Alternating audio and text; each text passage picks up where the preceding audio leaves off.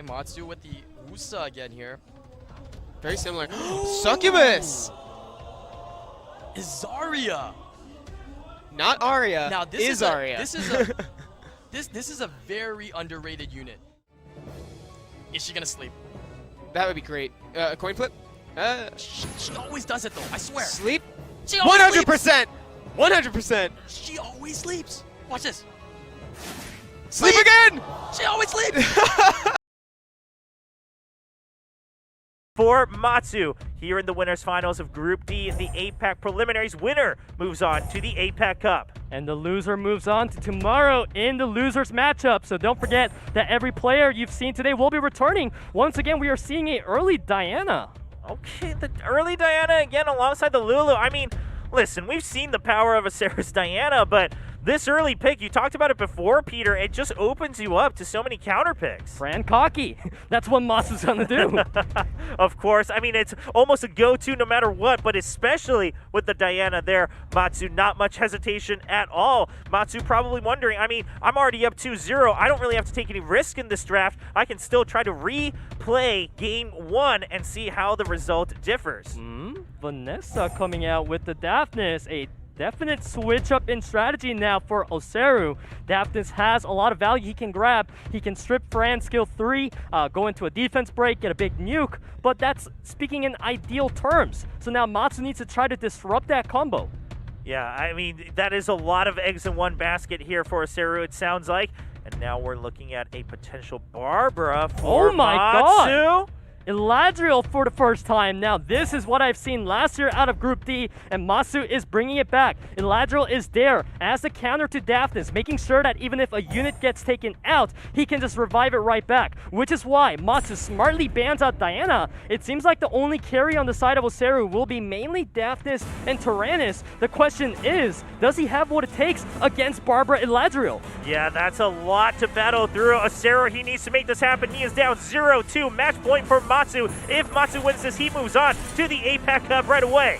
Very fast Barbara, giving that attack bar. The setup for Mo Long. Reckless Assault for 22,000. And of course, the Fran with the follow-up is going to get the kill. Now Tyrannus has to bring back the Vanessa. Thank you, Vanessa. Yeah, the Vanessa, of course, having been taken out, so the Tyrannus has to bring her back and then try to have that passive available for someone else. So there you go. There is the revive. The revive onto the Vanessa, and of course now Tyrannus with the defense buff is looking real scary with the skill 2, and he saves it instead because he wants to be going for the killing angle. But the problem is, even if you do, there's an Eladriel.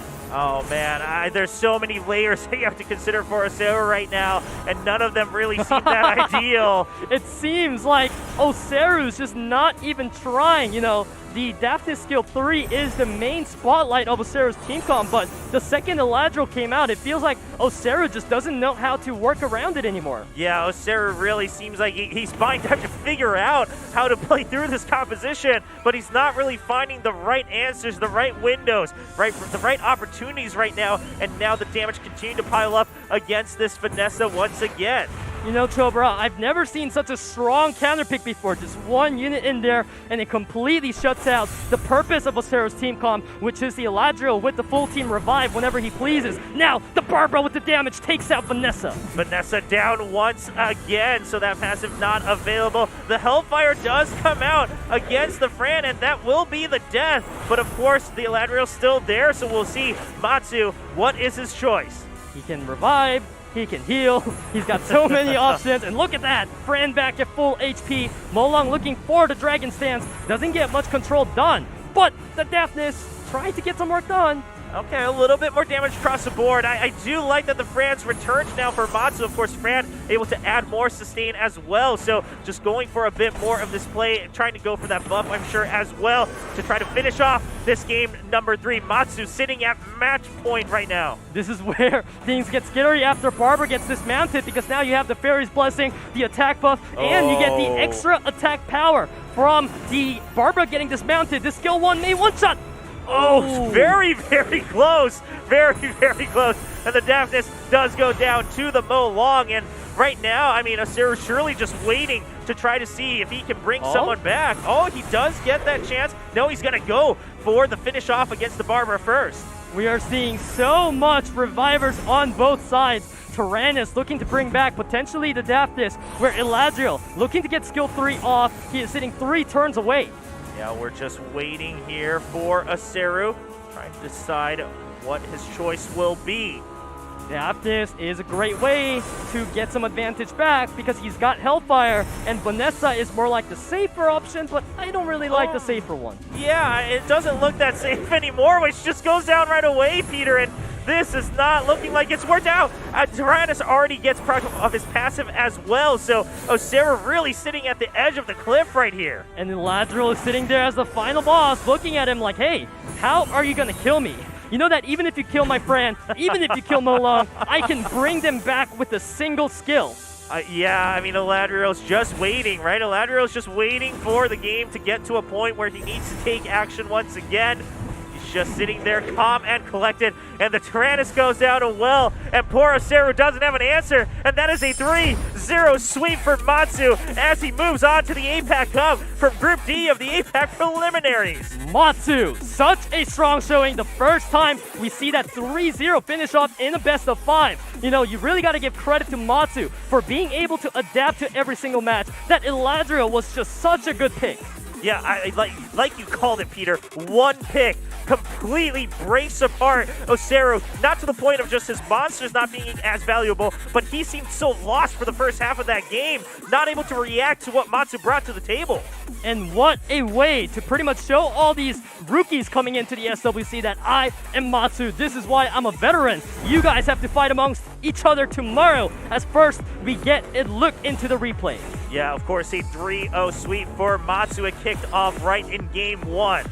The Game 1 was all about Onimusha's, and we mentioned that the second Molong got banned out, Abelio was too useless, too passive, and that's what Matsu was able to abuse. Yeah, Matsu able to take advantage of that, really outplaying perhaps in the drafts as well as he takes advantage. In Game 2, it was the Rika show, of course. Right, so in Game 2, we mentioned that we would like to see a potential Rika getting targeted in the first turn and getting sniped, but Oseru was not too confident in that, and he definitely bit the bullet for that one. Yeah, went for the Yeonhong, and while he did finish the job of the Yeonhong, the Rika was able to stay alive all the way to the end, and now we move on to Game 3. Game 3 was like watching a broken machine. It's like one of those moments where you're at the vending machine, you put the coin in, but the drink doesn't come out. That is story of Oseru in this match here. Just so much devastating power coming out of Matsu. I don't think I've ever heard a more apt analogy. I mean, that's such a frustrating moment when you go to a vending machine and it just doesn't give you what you want, and Oseru's sitting there the same way, right? He has this monster, he's like,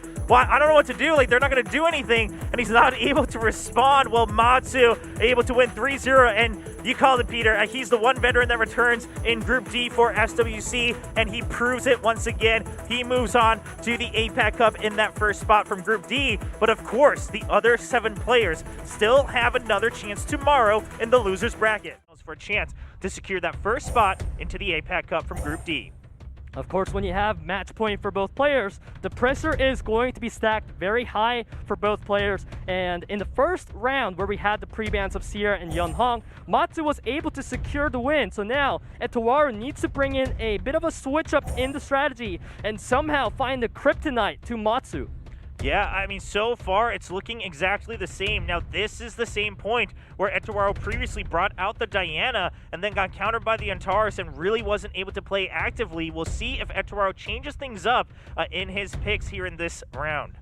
We are waiting on the timer now. Of course, Matsu is there with the Molong Kaki Fran. It has brought so much damage for Matsu, and it's worked out great. So, Etowaru, he's got, of course, the trusty old Molly and Jaeger. But right now, I'm wondering, will Etowaru return to the Triana last pick? Because that unit has seen a bit of a, a shaky result. But when it's worked out, it worked out very nicely against the damage. Yeah, I mean, the passive is so huge when it's able to work out. Jaeger, we have not seen too often. Sitting at, just about halfway through, 3 wins, 2 losses. We'll see how that pans out for Etowaru. The Icarus being considered alongside the Molong, and then we see the Water Onimusha as well. Just all the damage now being piled on top of the Fran to round things out for Matsu. Matsu has shown his hand. Etowaru, how do you respond? You just got, be caught off guard when you see the double Onimusha coming out. Suiki is obviously going to be a very strong addition of damage for Matsu. So now Etowaru, instead of going for the Triana, brings in a super carry in the Diana. So now Etowaru, if you banned the Kaki, you would have had a free reign on Diana. But Etowaru was very smart, realizing that Diana could get banned out, so he took out Molong instead. Yeah, doesn't want to all in on that choice. Still bans out the Molong. Don't want to deal with that Molong Icarus combo. This is match point to decide who goes on to the winners finals between these two players in Group D of the APAC preliminaries. We saw Matsu saving that skill 3 out of his Icarus because he knew that he can't get the kill done anyways, it seems, since the Lulu is here to cut in, and she's just going to be healing up whatever damage Kaki did. All right, so the sustain very clearly set up on the side of Etowaru. I mean, this seems to be a spear and shield situation here between these two players, as we see the setups potentially. Cardinal not having a window right now to do anything. Etowaru tried to strip away the attack buff from Kaki, but it did not work out. We see Suiki piling the damage now, trying to set up for the Icarus skill 3, and we've seen that Etowaru's Jaeger is on Violent, not Vampire, so he doesn't have any sustain left. We're looking at an angle for Dark Recovery. Oh, and it's not able to finish the job, but he does secure another turn, and while the Jaeger did answer back, Icarus now looking to see if he can do anything. Not going to have enough damage, so he decides to switch targets a little bit. Doesn't want to risk the revenge here from the Jaeger. Matsu, he knows that the Kaki was about to move next, so he's going to go for the Blade Slaughter, and the damage is there to take out Jaeger. Yeah, finishes the job against Jaeger, and now suddenly Etowaru, you're looking like you're lacking a lot more damage than you did at the beginning of this round.